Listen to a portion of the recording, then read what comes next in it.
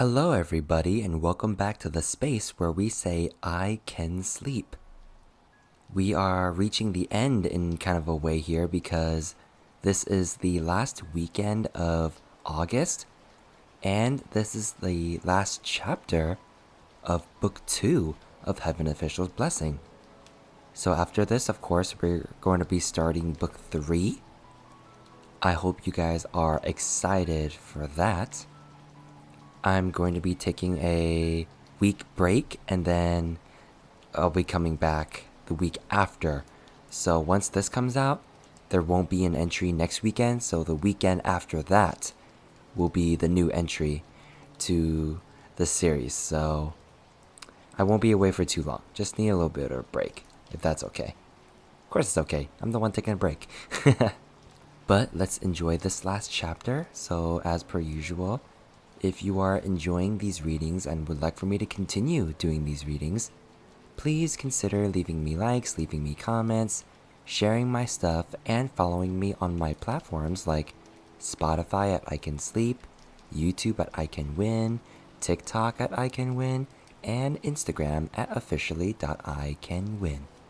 Now let's start the last chapter, Chapter 27 of Heaven Official's Blessing. To ascend is human, to fall is also human. Shilian turned his head and asked, "What do you mean?" "The homeless street urchins of the imperial capital all run together in a gang, and they come to my neighborhood frequently to beg for food. I know all of them, but I've never seen this child before." That young child peered at Mu Qing and didn't say a word. Fang Xin was doubtful. "Who do they beg for food from? You? And you'd give it to them?"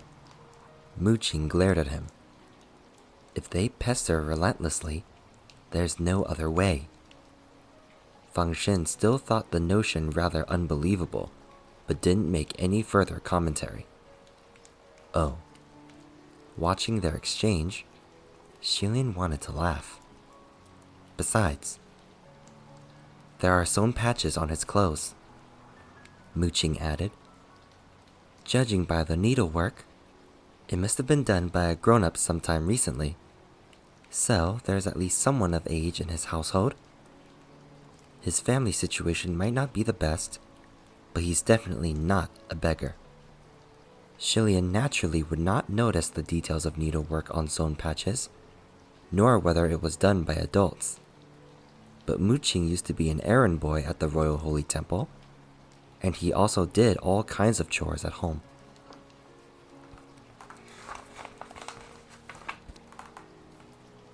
When Shilian looked closely, it was indeed as he had said. So he asked, "Do you have grown-ups at home?" The young child shook his head, but Mu Qing said, "There must be. If he doesn't go back, his family will surely be worried sick looking for him."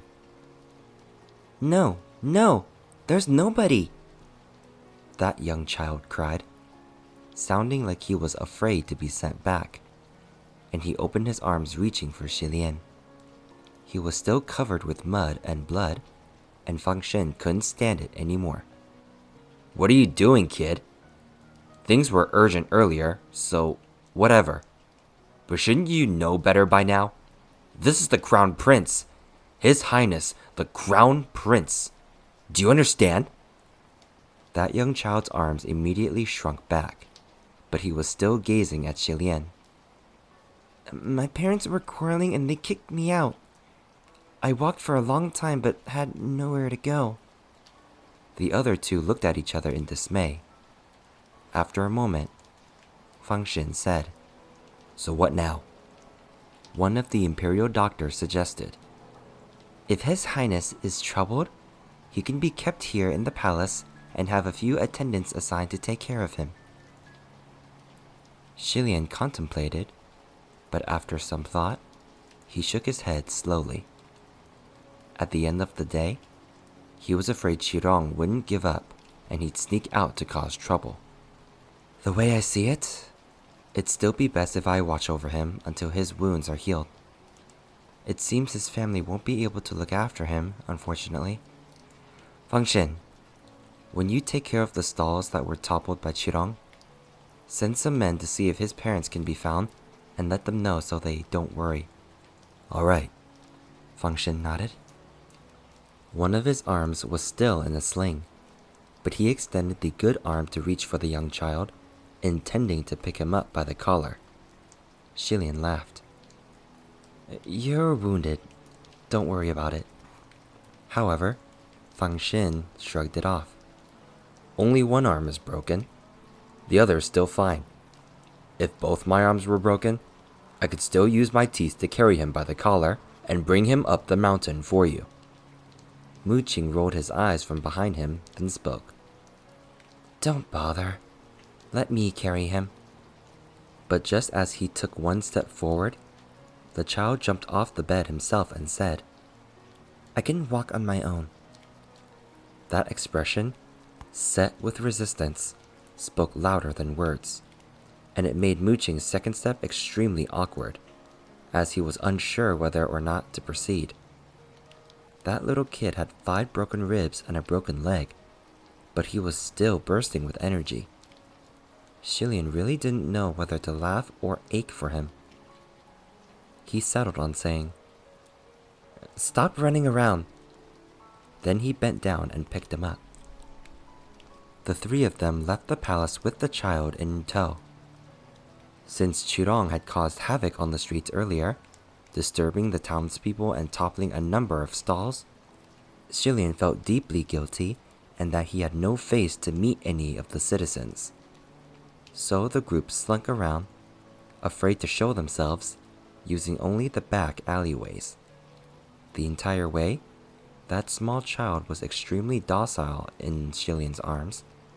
They told him to be quiet, and he uttered not a single sound. Fangxin glared. That brat kicked me yesterday. But look at him now. He really knows how to pick 'em. It's His Highness the Crown Prince. Of course he's liked more than most people, Mu Qing said. For some reason, even when he said something well-meaning, he'd still choose words that made people feel wholly uncomfortable. Fangxin didn't want to acknowledge him anymore. After walking for a while, Fangxin spoke up. No, I still don't think your highness should hold a strange child for everyone to see. What's the problem? Shilian asked. You're the crown prince, Fangxin exclaimed. While he spoke, he saw a worn-down handcart farther up the alley and said, Put the kid in that cart and pull it. Mu Qing immediately voiced. Just so we're clear, I will not pull that thing up the mountain. No one's asking you to, Fangxin said. He reached out and yanked the child from Shilian's arms, and the child started struggling again. Never mind, forget it. Maybe someone else needs that cart, Shilian said. Just then, from somewhere nearby, someone suddenly called out.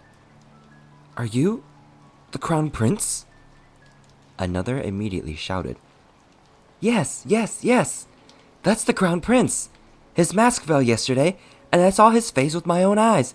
That's him! Catch him! The 3 of them froze, their hearts stopped. Although Shilian didn't think he did anything wrong at the heavenly ceremonial procession the day before, he also knew that others might not agree. To cut short the God-pleasing martial ceremony was an ominous sign of misfortune. It was taboo amongst the nobility, and when all the excitement wore off after the fact and the people started to wonder what it all meant, they probably wouldn't be as forgiving either. Added on top of that was the havoc on the streets caused by Qirong earlier in the day. The complaints must be endless.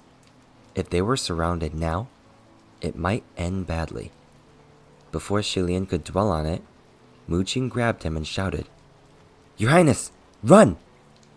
Fangxin was pulling the cart and urged him to. Your Highness, I have a broken arm. I won't be able to stop anyone rioting. Go! However, outside the alleyway, there was already a mass of people who were pouring in, their faces filled with excitement, blocking all viable exits. The four of them had nowhere to run, and they watched as they were surrounded by countless pairs of wide eyes. Shilian braced himself and thought, if anything, I'll just let them beat us down without fighting back. But unexpectedly, although the crowd poured in, it didn't pulverize them. Instead, a number of hands reached out and threw him into the air with cheers of, Your Highness! Shilian was thrown into the air multiple times, but still maintained his calm and composure. The people shouted, all talking at once. Your Highness, that leap on the Grand Avenue of Divine Might yesterday was spectacular! Someone praised in awe. That was such an amazing jump! Really, really! I totally thought the Heavenly Emperor himself had descended. I had goosebumps. Another validated him. His Highness was right to save that child. A life is a life. Do they think kids from our poor families are so different?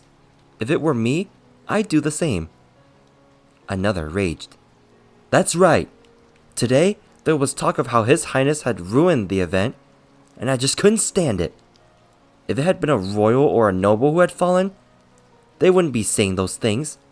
Your Highness, don't mind those people. His Highness is the one who truly cares about us.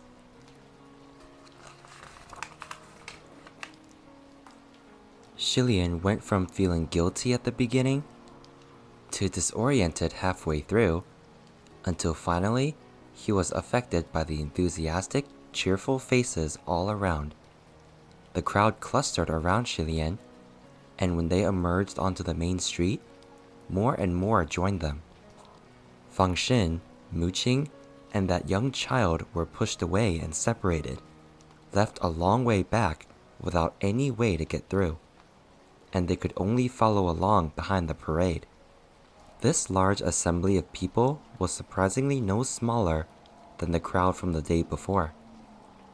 Every time Shilian made a move to leave, he was forcibly dragged back in and thrown in the air without any chance of being let down.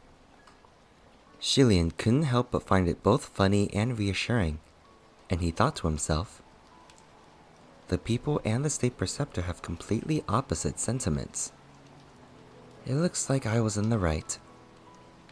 When they reached Mount Taikang, the setting sun was ablaze, burning strong as always. Once they passed through the large entrance gates, they saw trainees and cultivators all along the long winding stone path, carrying water buckets and firewood and running up and down the road. They greeted Shilian and company as they went, but many watched the four plus a cart with wonder. Fang Xin was pulling that hand cart with one hand like a perfectly diligent young black bull. Shilian and Mu Qing laughed with as much restraint as they could muster at first, but since they couldn't change his mind, they stopped caring. The maple grove was vast, and the wheels turned steadily. As they hiked, Shilian helped push the handcart from behind. He was in a good mood, and casually asked the child another question. Little guy, what's your name, really? Hong what? The child gazed at him attentively and answered in a small voice. I don't have a name. Shilian was taken aback. Your mother didn't give you a name? That young child shook his head. My mother is gone. Sympathy sprouted in Shilian. Then, what did your mother used to call you? The child hesitated for a moment, and then he replied. Hung. Shilian smiled. That's a rather cute nickname. I'll call you that from now on. Hung seemed shy whenever they talked, and he kept his head bowed low. Dusk was approaching, and lights were ignited in the palace temples on each of the mountain peaks in the far distance. Among them, the brightest was of course the highest peak, the Divine Might Summit. Atop the Divine Might Summit, within the Palace of Divine Might, it was as bright as day, and the lights gathered like stars on the peak. Xilian sighed as he watched. The sigh wasn't born of sadness, but from scenery that emanated such beauty and magnificence. Every bit of light within the hall was an offered everlasting lamp. Each lamp contained a devotee's most sincere prayers. The more everlasting lamps there were within the temple of a god, the more powerful that god. The chance to offer a lamp within the Palace of Divine Might of the Royal Holy Temple was difficult to buy even with 1,000 gold. Wealth, power, ability, passion, affinity, at least one of those 5 conditions must be fulfilled to enter the temple to offer light.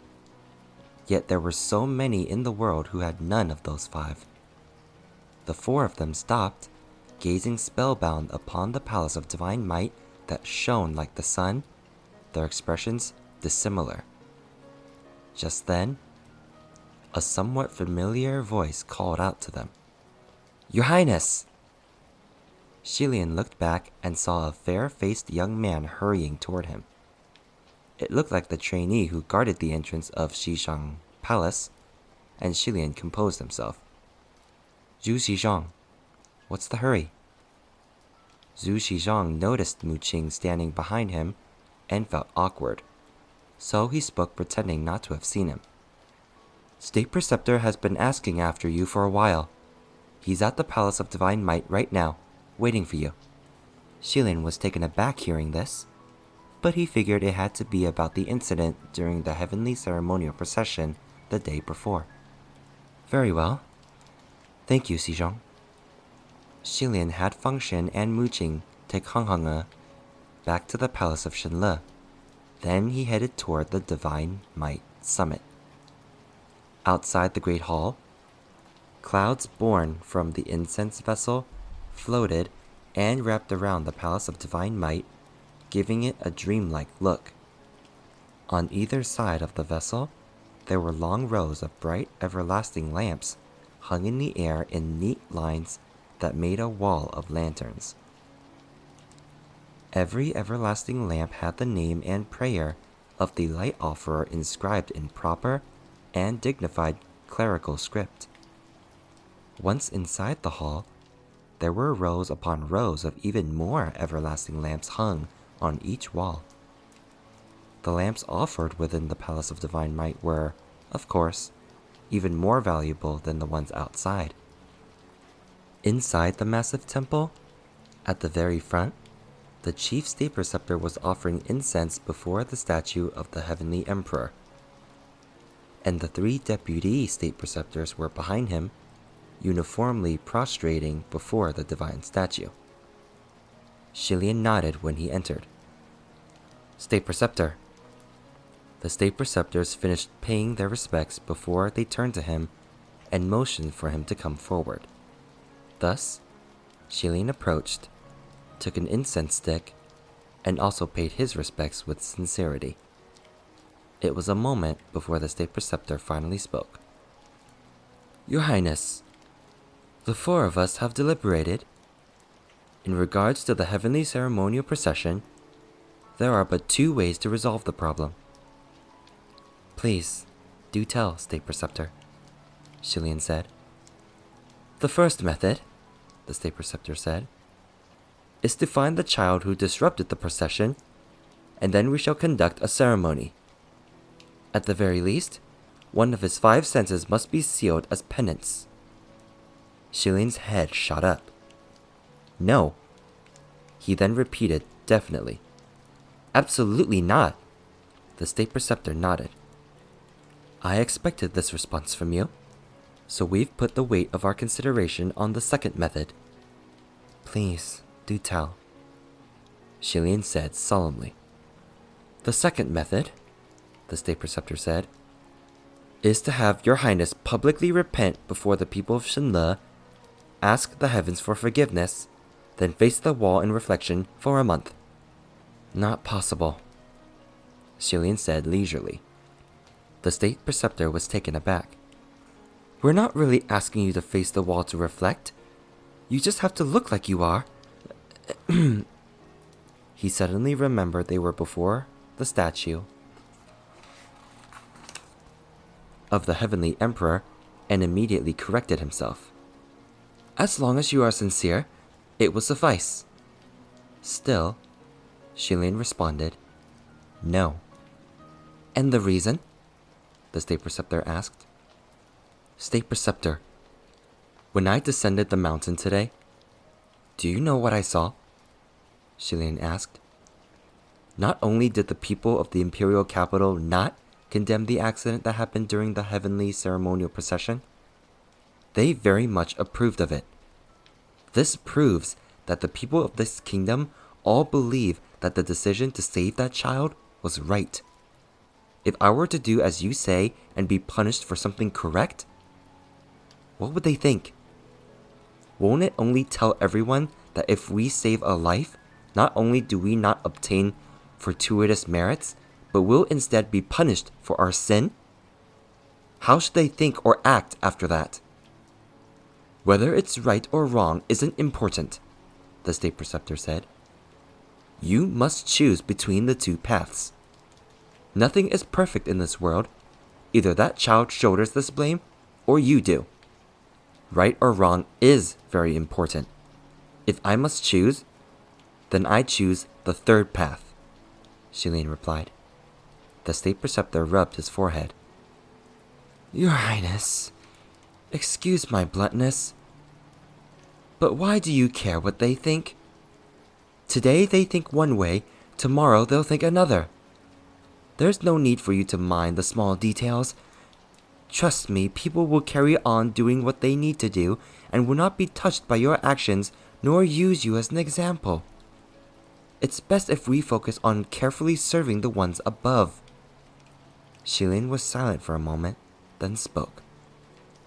State Preceptor, ever since I entered the Royal Holy Temple to become a disciple here, the more I train, the more I reflect, there's actually something I've always thought but didn't care to speak of. And what's that? The state preceptor asked. Is it really right for us to worship and prostrate before the gods like this? The state preceptor was speechless for a moment. If we don't worship the gods, then what are we to do? Go homeless? What, Your Highness thinks that the thousands and millions of devotees who come here to worship are wrong in their beliefs? Xilian shook his head and pondered for a moment. Then he said, Their beliefs are not wrong. It's only that this disciple doesn't think it's right to prostrate oneself. He raised his head and pointed to the resplendent, scintillating great statue of the heavenly emperor. When humans ascend, they become gods. To humans, gods are elders, teachers, everlasting light, but they are not our masters. Therefore, we should be full of thankfulness and admiration, but never groveling worship.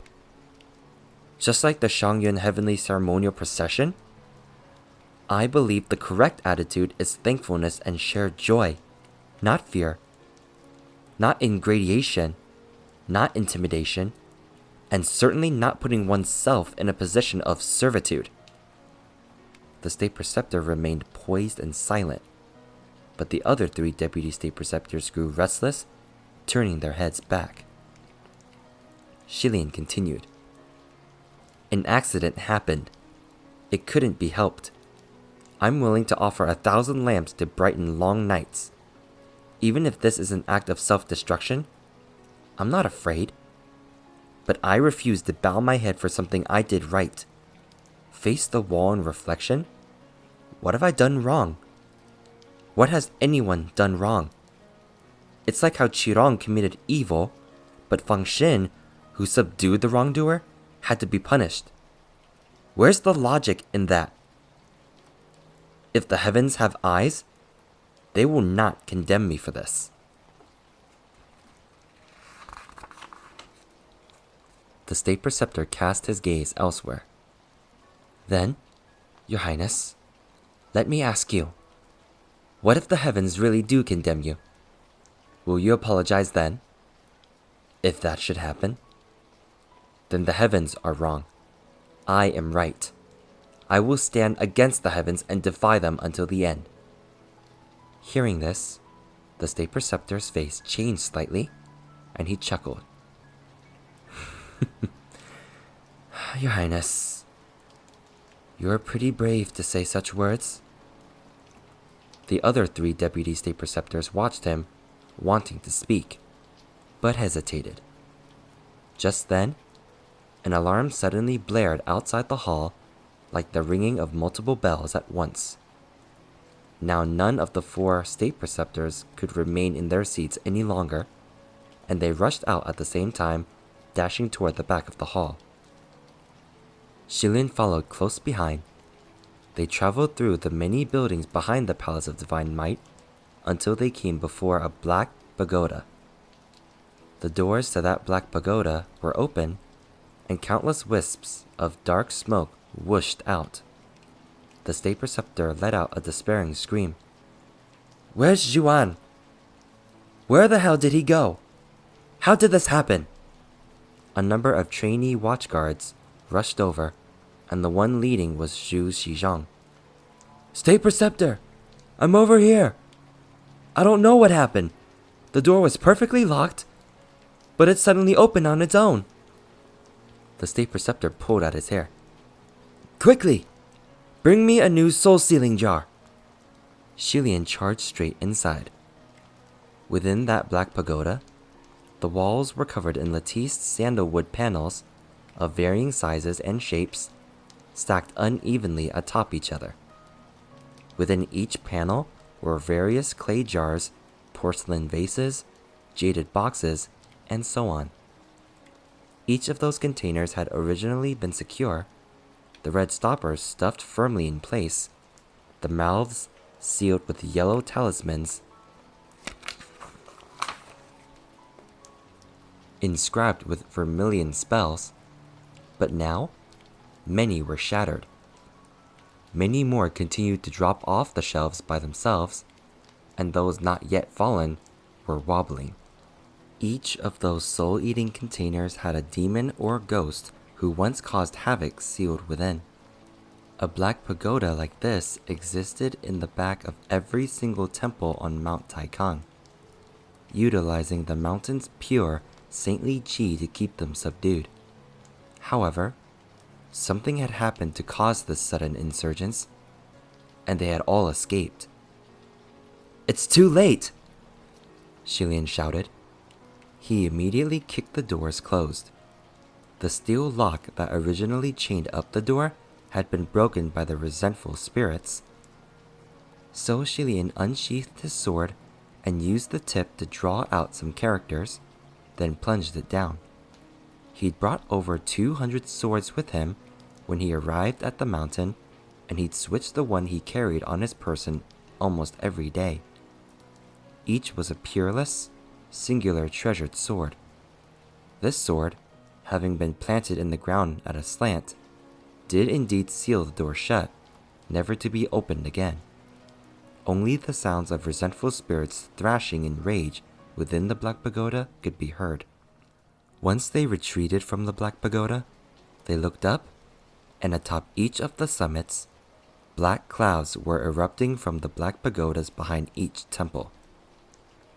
All of the resentful spirits were rushing to the sky, and like rolling thick smoke, they all flew toward the same place to gather. What's over there? Why are they all flying over there? Zhuan asked. The State Preceptor yelled. Have you lost your brains? That's the palace of Shenle! The group moved like there was wind beneath their feet, and in the blink of an eye, they arrived at the Shenle summit. On top of Mount Taikang, heavy, thick smoke emerged from countless temples across innumerable peaks. and rolled over to form an enormous whirlpool above the palace of Shenle. "What's going on in that palace of yours? The evils are all being lured over. What exactly did you put inside?" the State Preceptor demanded. Xilian was dumbfounded too. "Nothing. Just what?" Xilian suddenly remembered. That child. At that same moment, Zhu Xizhang cried, "State Preceptor, this is bad. The Crown Prince's hall is on fire." Sure enough, a corner of the Shenle Palace was alight, flames bursting toward the sky, reflecting a faint shade of crimson on the black clouds above. At the foot of Mount Taikang, all those in the imperial capital who hadn't yet gone to bed witnessed the scene from afar, but they had no idea what was going on. They excitedly dragged others outside to watch in awe. "Wow! The great gods on the immortal mountain are performing magic. What a show!" In a flash, the group arrived at the palace of Shenle. Xilian didn't keep too many servants, and dozens of cultivators from the other summits had hurried over, desperately drawing well water and trying to put out the fires. Xilian didn't see his two attendants, and he rushed straight inside. All the resentful spirits of Mount Taikang had gathered here. The palace of Shenle was practically pitch black inside, and nothing could be seen. Xilian vaguely saw two figures in the center of the great hall and yelled, "Fang Xin! Mu Qing!" The two were defending a protection array that repelled the invasion of evil spirits, straining as they barely held on. Sure enough, Fang Xin's voice rang out.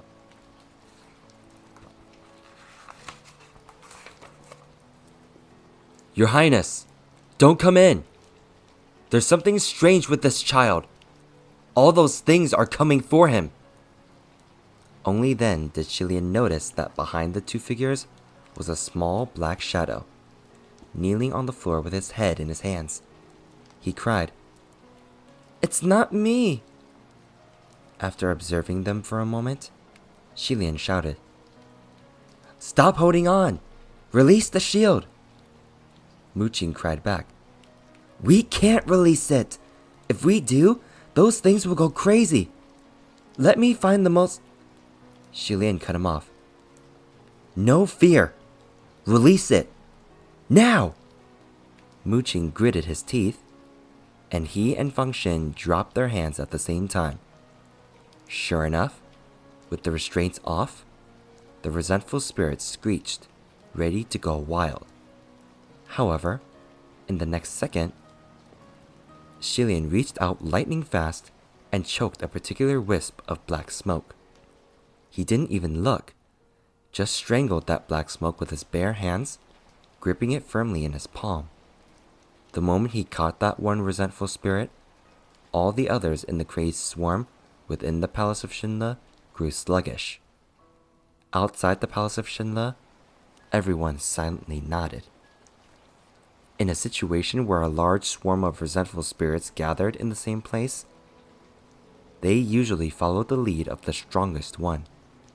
Once that one was caught, the spirits would lose direction without their leader. In that moment, Xilian had instantly recognized the strongest one and choked it, leaving it no chance.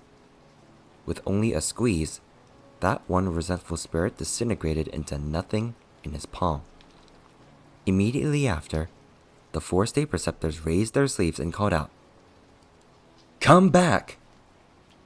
That swarm of resentful spirits, having lost its leader, flew haphazardly around the Shenle Palace like a band of headless flies, until they had no choice but to resign themselves to their fate and reluctantly return to the seals within the State Preceptors' Qingkun sleeves. Dozens of other cultivators continued to put out the remaining fires, and only when the heavy smoke had finally dispersed did Xilian clearly see the figures of the other 3. Fang Xin and Mu Qing were half kneeled on the floor, still in shock. Behind them, The child was still holding his head, not uttering a word. The state preceptors entered and spoke after only a glance. Where did that child come from? Fang Xin said all the resentful spirits were going after him. What's going on?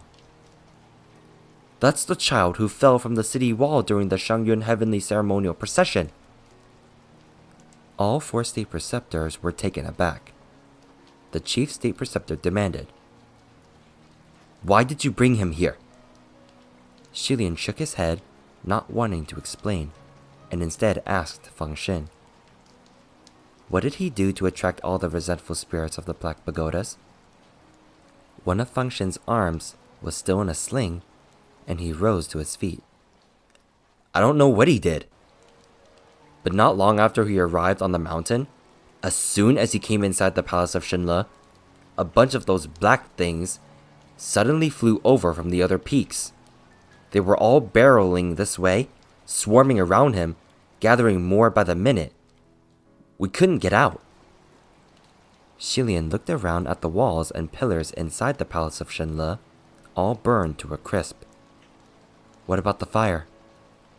Mu Qing, whose face was covered in soot, said, We couldn't leave, so we had to draw an array to defend.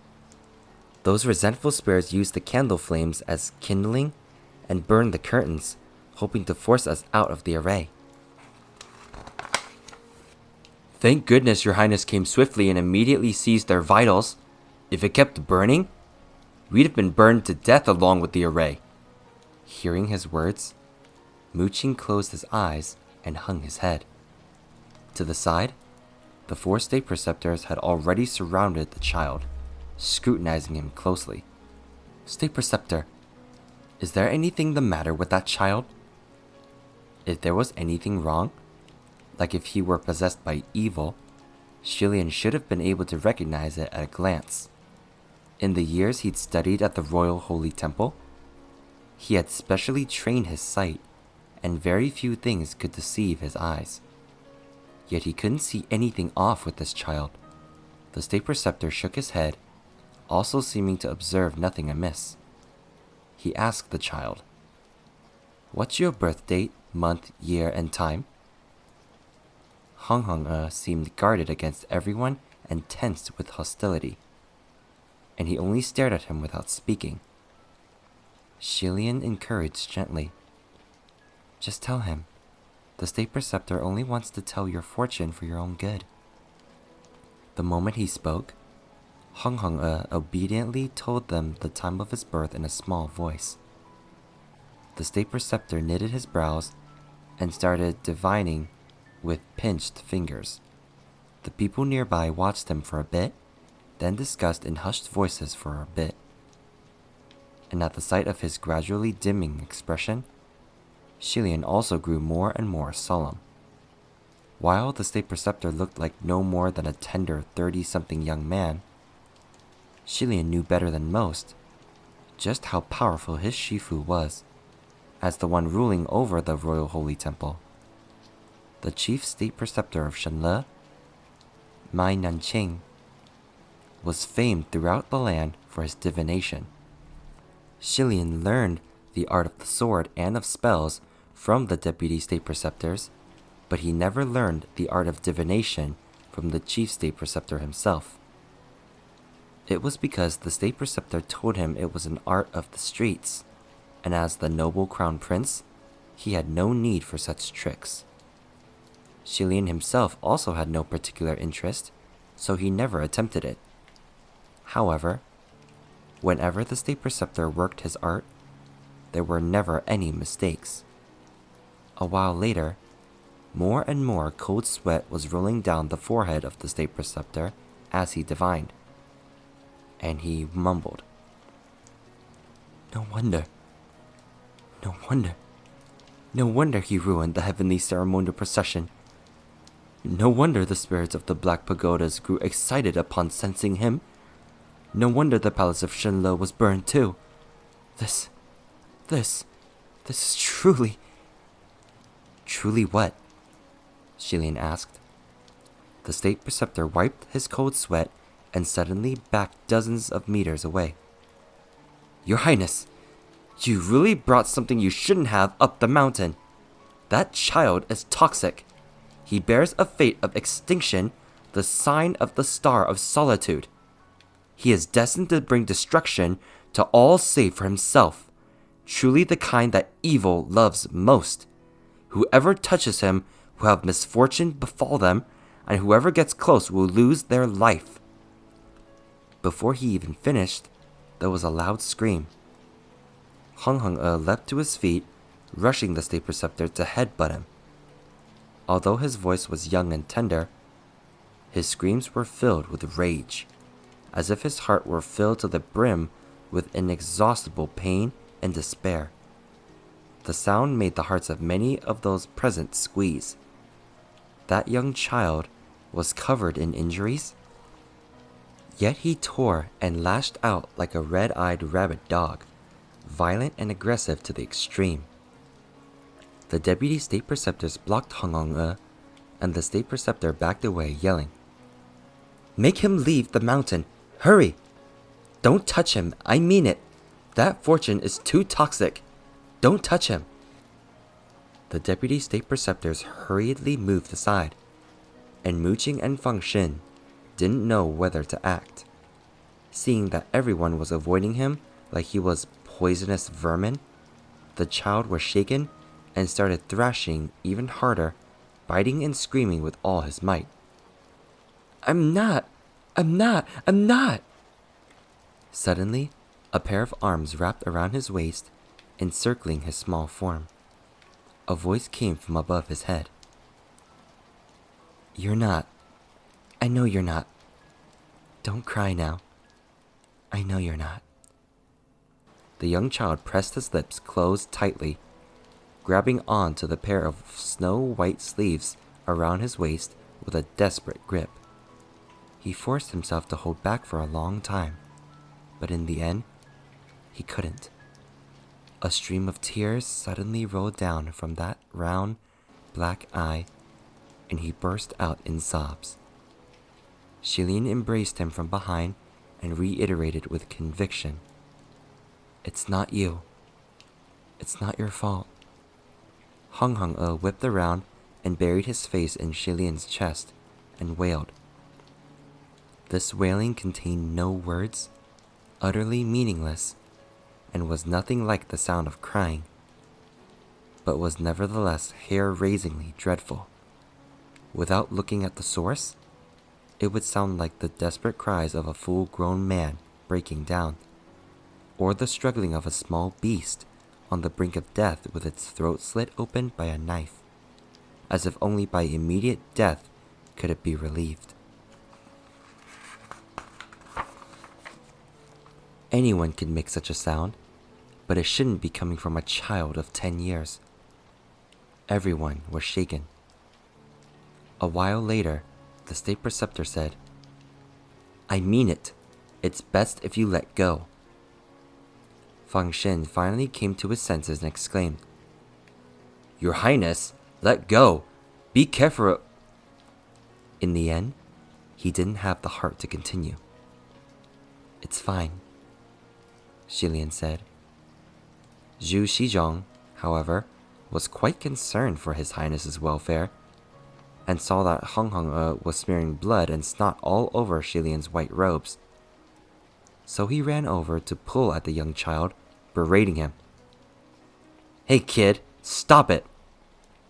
Yet the harder he pulled, the harder that young child held on to Shilian. He refused to let go no matter what, using both his hands and feet to grip on and screaming in anguish. Several more people came forward to try to tear him away, but that just made him hang on to Shilian like a little monkey. Shilian found it both funny and pitiful. He held Hung-Hung-E with one hand, gently rubbing up and down that tiny, emaciated back to comfort him, while raising the other hand. Never mind. Don't worry, let him be. Some moments later, sensing that the child in his arms had stopped struggling and quieted down, Shilin asked the people close by in a low whisper, Was anyone else hurt in the fire at the palace of Shenle? No, Mu Qing replied. We were the only ones inside at the time. As the palace of Shenle was burned to a crisp, Xilian naturally could no longer stay there. After making sure it was only the building that burned and not any of the people, those who came to help extinguish the fire started to clean up the area, feeling rather distraught from all the charred precious gems and treasures. Xilian wasn't concerned, however. The things he used daily were a little more exquisite than average, but other than that, Xilian didn't really have anything valuable inside the palace of Shenle. The most precious items were his collection of over 200 treasured swords. But true gold feared no fire, and since those famous swords were all thoroughly tempered and themselves forged in raging flames, they were all unharmed.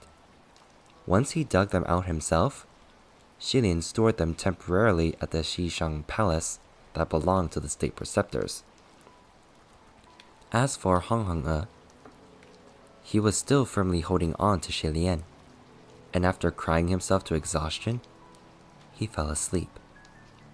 Xilian had wanted to bring him down Mount Taikang to find a safe place to settle him, but the state preceptor asked him to make a visit to Xishang Palace first. So Xilian carried the child over with him.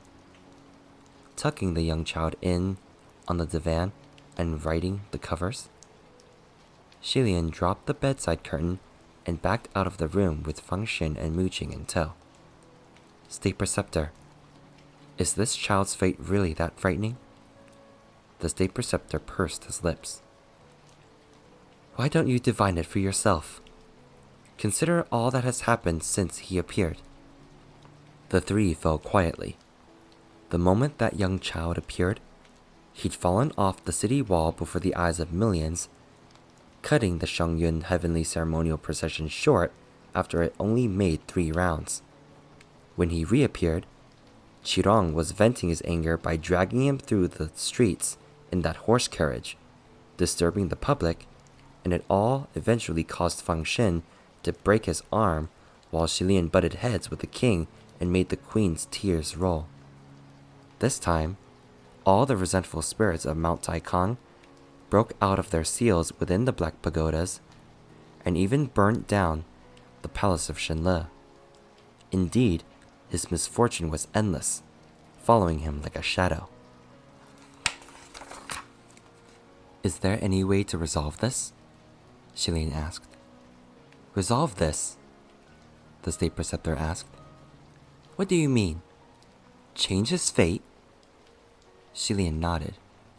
The state preceptor said, Your Highness, you haven't learned the art of divination from me, so when it comes to these matters, you really don't understand anything.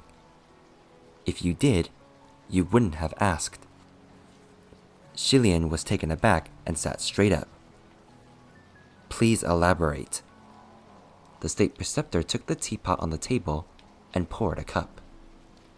Your Highness, do you still remember that day when you just turned 6, when His Majesty and the Queen bade me to enter the palace to divine your fortune? Do you recall that one question I asked you? Gazing at that steaming cup of tea, Xilian thought for a moment. Do you mean the riddle of the 2 people and the cup of water? That year, the state preceptor had asked Xilian many questions to help tell his fortune. There were questions with answers, and ones without, and with every answer Xilian gave, the state preceptor would have with a variety of praises for the boy, making the king and queen beam with smiles. Many exchanges from that conversation were later passed around as beautiful tales.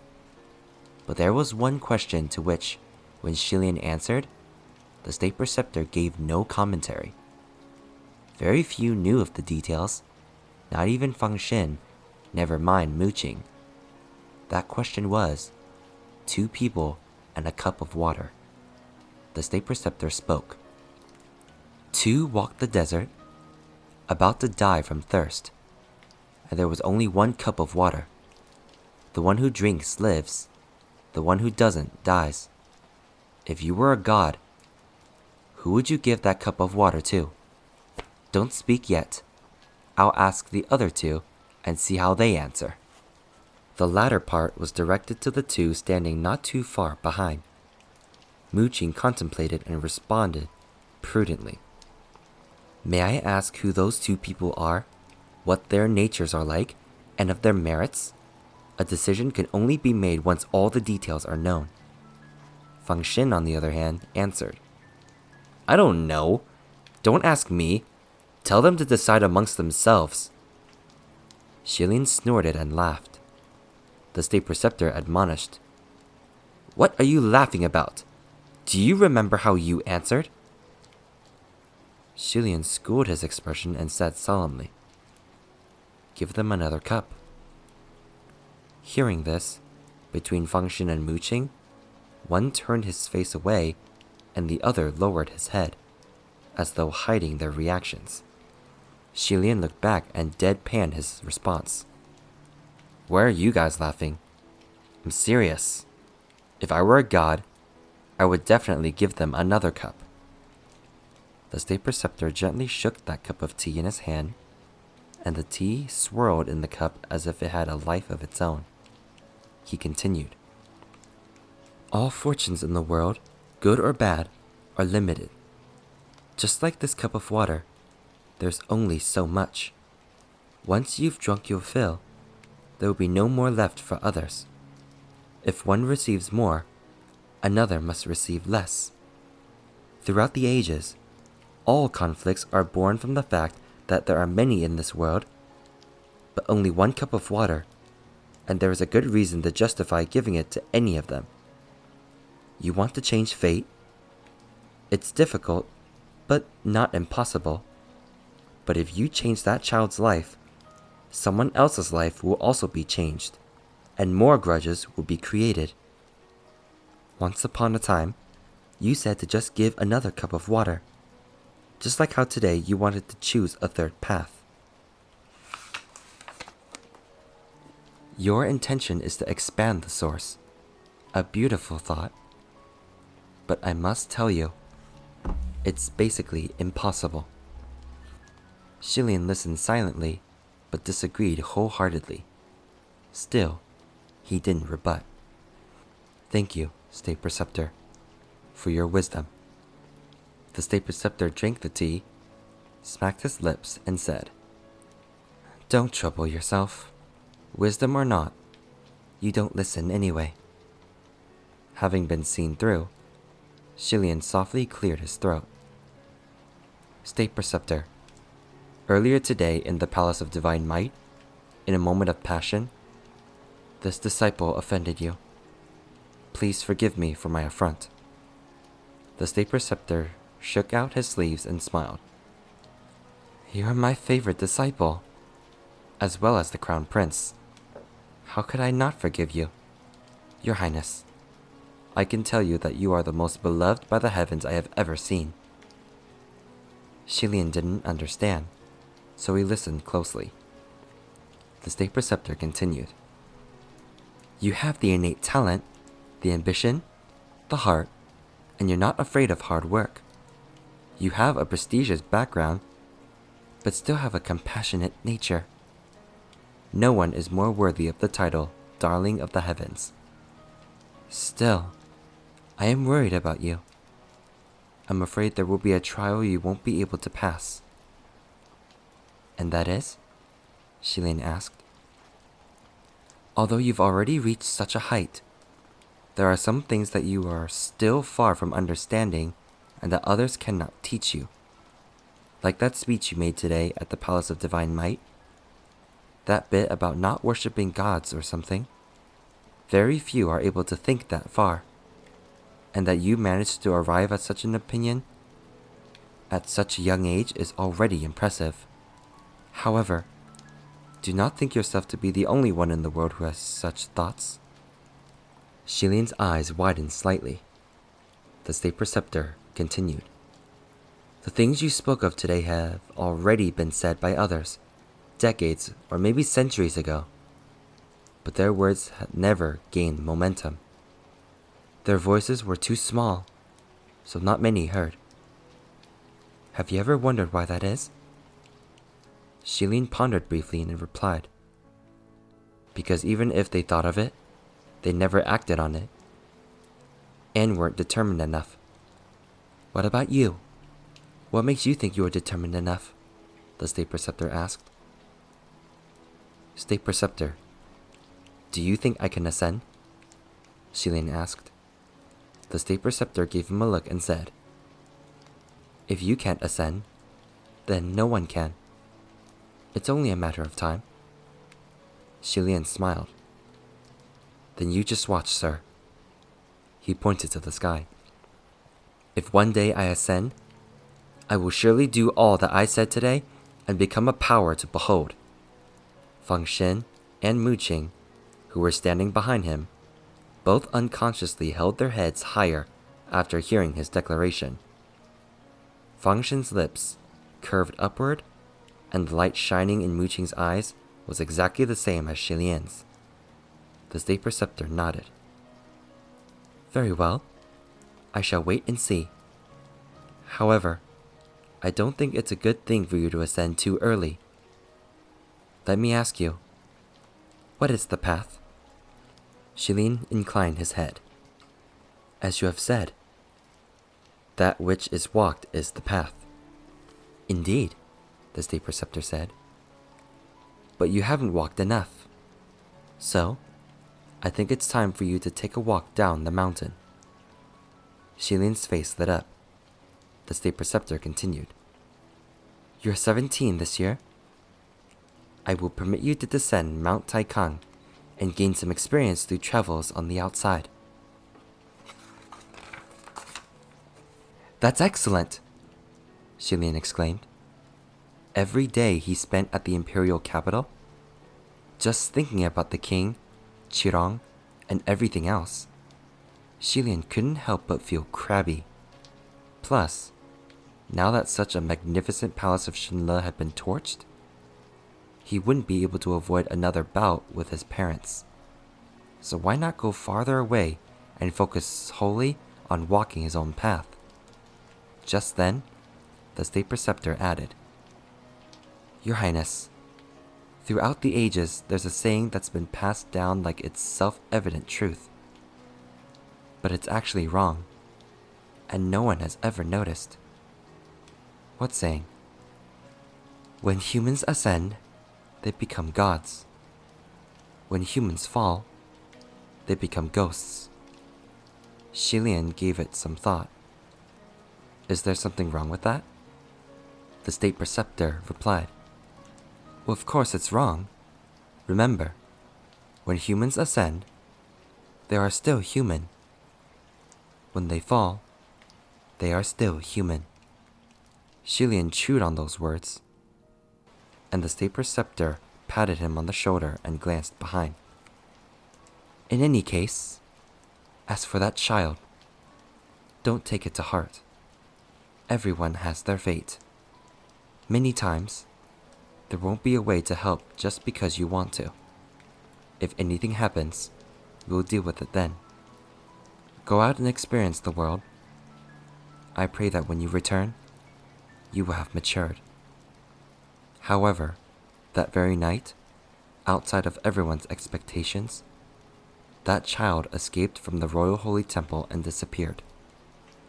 And even further outside of everyone's expectations, after his travels, at the age of 17, Shilin, the crown prince of the kingdom of Shenle, soundly defeated a nameless ghost at Union Bridge. Just like that, he ascended to the heavens amidst roars of thunder and lightning. It was the sensation of the three realms.